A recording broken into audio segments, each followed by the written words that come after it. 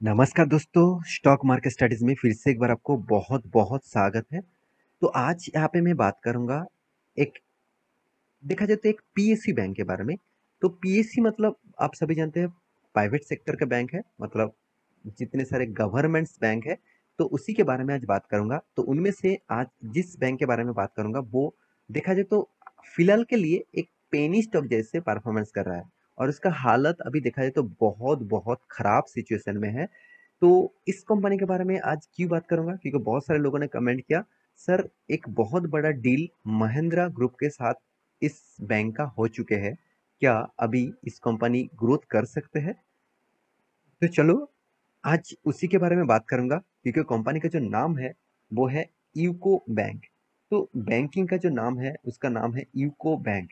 तो UCO bank के बारे में आज बात करूँगा क्योंकि इसके साथ एक बहुत बड़ा डील हो चुके हैं और वो भी देखा जाए तो महिंद्रा महिंद्रा जैसे ग्रुप के साथ। तो महिंद्रा एंड महिंद्रा ग्रुप के साथ यहाँ पे बहुत बड़ा डील हुआ है। वो डील कौन सा है, उस डील के कारण क्या कंपनी में कुछ ग्रोथ हो सकता है, तो चलो उसी के ऊपर बात करूंगा। तो वीडियो को लास्ट तक देखना और अभी तक अपने इस चैनल को सब्सक्राइब नहीं किया तो प्लीज, आपके प्यार के बिना, आपके सपोर्ट के बिना कुछ भी संभव नहीं है। तो प्लीज प्लीज प्लीज जाकर अभी सब्सक्राइब करिए। और हाँ, अभी तक अपने टेलीग्राम को ज्वाइन नहीं किया तो आप बहुत कुछ मिस कर रहे हैं, क्योंकि आप डेली बेसिस पैसा कमा सकते हैं। टेलीग्राम के ग्रुप में जो कॉल दिया जाता है उस कॉल को आप काम करके आप पैसा कमा सकते हैं। तो जाकर एक बार ज्वाइन जरूर करिएगा। तो चलो देख लेते हैं आज के इस स्टॉक के बारे में। तो कंपनी के स्टॉक के बारे में बात करूँ तो उससे पहले कंपनी का न्यूज के ऊपर चला जाता हूँ। तो न्यूज आप देख सकते हैं, मोबाइल आउटलुक ब्यूरो। तो इस वेबसाइट के ऊपर आपको इस न्यूज को देखने को मिलेगा। देखिए यहाँ पे क्या बताया जा रहा है, महिंद्रा और यूको इस दोनों ने क्या फैसला किया। चलो मैं थोड़ा सा आपको जूम करके दिखा देता हूँ और भी क्लियर हो जाएगा। हाँ चलो अब ठीक है। अब देख सकते हैं, यूटिलिटी व्हीकल मैन्युफैक्चर मतलब यूटिलिटी व्हीकल मैन्युफैक्चर मतलब जो गाड़ियां मैन्युफैक्चर करते हैं कौन, Mahindra and Mahindra on Tuesday के दिन entered into partnership with leading public sector lender UCO bank to offer, यहाँ पे देखिए, attractive financing options to its SUV customers. तो इसका मतलब क्या हुआ, तो महिंद्रा महिंद्रा ने क्या किया, देखिए इसका जो एसयूवी गाड़ी जो मार्केट में जितने सारे गाड़ी मार्केट में आ रहा है उसका फाइनेंस के लिए उसको किसको ऑफर किया, यूको बैंक। मतलब मान के चलिए कोई भी गाड़ी खरीदने जाएंगे तो उसको तो फाइनेंस का जरूरत होगा ही होगा। तो वो खुद फाइनेंस कर सकते हैं। देखिए ऐसे कोई बाउंडिंग नहीं है कि आपको यूको बैंक के माध्यम से ही फाइनेंस करना पड़ेगा। आप आपके कोई भी बैंक से, कोई भी फाइनेंस सेक्टर से आप फाइनेंस कर सकते हैं। तो आप किसी भी फंडिंग से फाइनेंस कर सकते हैं।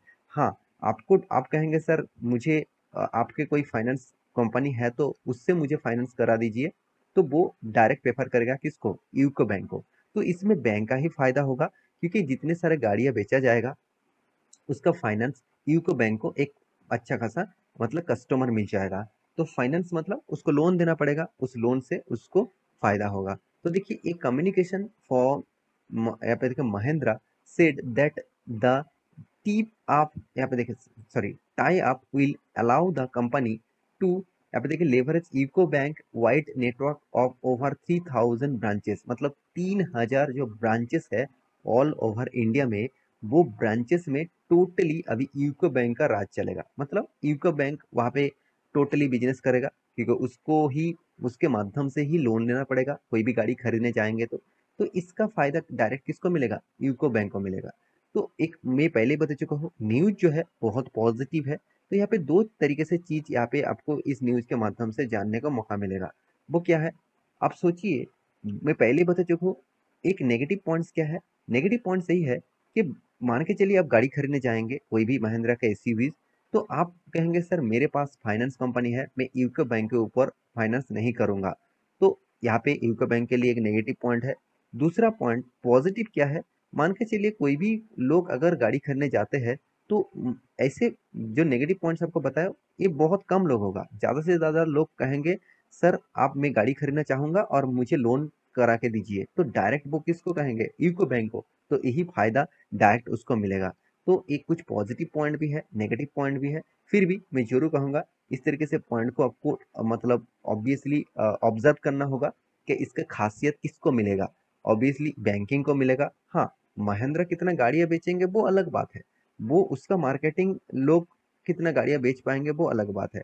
आपको देखना है उस जितने गाड़ियां वो बेचेंगे उसका कितना परसेंटेज आपको कस्टमर मिल रहा है, वो यूको बैंक का ही फायदा होगा।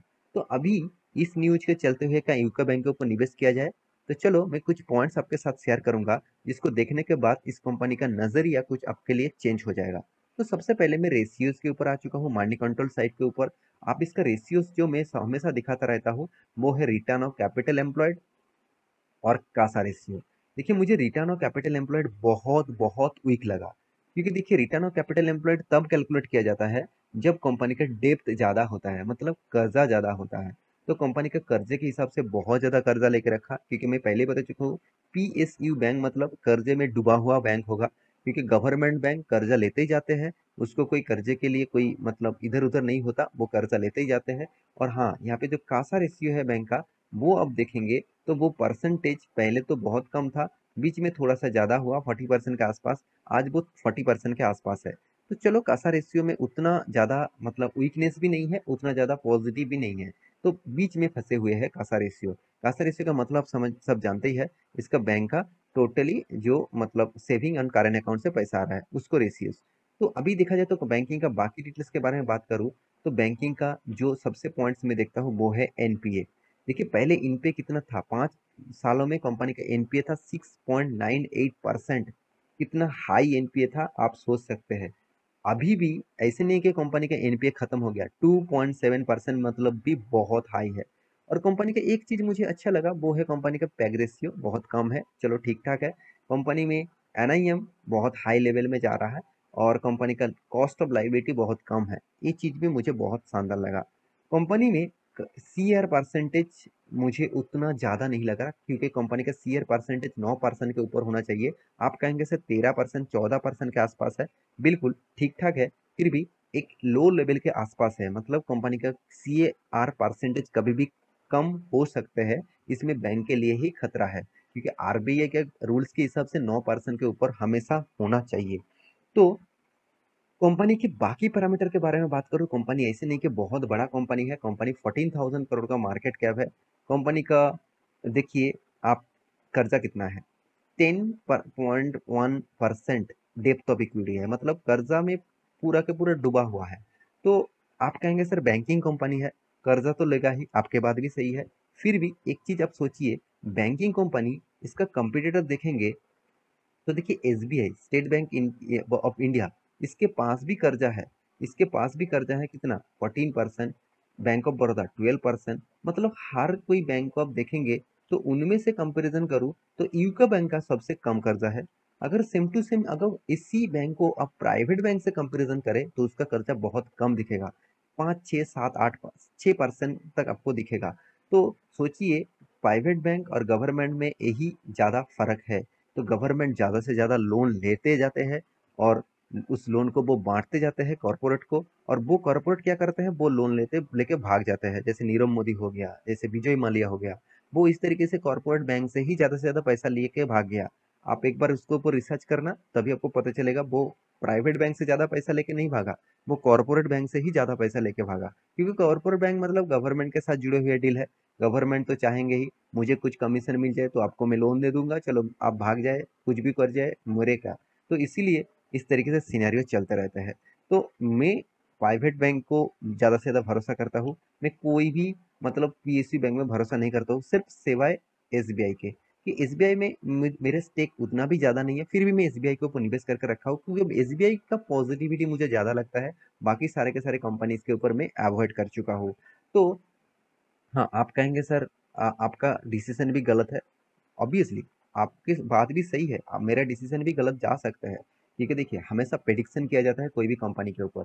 तो कंपनी के मैं प्रॉफिट एंड लॉस के बारे में बात करूं, देखिए जो कंपनी लगातार लॉस किया, ऐसे नहीं कि कोविड के सिचुएशन में लॉस हुआ, कंपनी पहले भी लगातार लॉस किया, 2 3 हजार 4 हजार करोड़ का लॉस किया, तो उस कंपनी के ऊपर रहने रहने से क्या फायदा होगा। उसके बाद आपको रिटर्न के रेशियोज में जो कंपनी 16 17% का आपका लॉसेस दिया हर साल में, उस कंपनी के ऊपर रहने से अच्छा है मेरे पैसे में एफडी करा लूँ, वहां से मुझे अच्छा रिटर्न मिल जाएगा और सेफ रिटर्न मिल जाएगा। तो देखिए कंपनी के हर पैरामीटर आप देख सकते हैं, हर चीज यहाँ पे देख सकते हैं। देखिए प्रोमोटर के बाद, प्रोमोटर के तो पास 95% है, उसके बाद किसका, पब्लिक के पास है। तो F I S D S ने इंटरेस्ट नहीं, एफ आई एस तो इंटरेस्ट नहीं दिखाया है। हाँ डी एस के पास थोड़ा सा होल्डिंग है, और डी एस कौन है आप देख सकते हैं, एल आई सी, क्योंकि गवर्नमेंट ही गवर्नमेंट कंपनी के ऊपर निवेश करके रखेंगे, यही तो फॉर्मूला है। तो मैं इसका चार्ट पैटर्न दिखा दूं। देखिए कंपनी जिस तरीके से ग्रोइंग हुआ था, उसके बाद कंपनी लगातार लगातार एक ही रेंज में काम किया और लगातार गिरते जा रहा है। यहाँ पे जो मैं ट्रेंड ड्रॉ करके रखा आपको, इसीलिए ड्रॉ करके रखा, ये जो ट्राइंगल पैटर्न है, वो ट्राइंगल पैटर्न लगातार गिरते जा रहा है, मतलब ट्राइंगल पैटर्न डाउन टेन में है। अगर ट्राइंगल पैटर्न आपको अप टेन में दिखता, तो आपको कुछ पॉजिटिविटी जरूर दिखता। तो मेरे हिसाब से इस कंपनी को ऊपर आपको अवॉइड करना चाहिए। शायद उसका प्राइस आपको सस्ते से सस्ते दामों में मिले, 10 से 12 रुपये में मिले, तो भी इस कंपनी के ऊपर अवॉइड करना चाहिए, क्योंकि कंपनी में अभी हालत उतना अच्छा नहीं है मेरे हिसाब से। बाकी आपकी मर्जी, एक बार रिसर्च करना, उसके बाद आपको लगे हाँ इस कंपनी के ऊपर निवेश करना चाहिए, तो आप निवेश कर सकते हैं। तो मिलते हैं इसी तरीके से नया स्टॉक लेके, तब तक के लिए अच्छे से रहिए, अपने ख्याल रखिए, बाय बाय।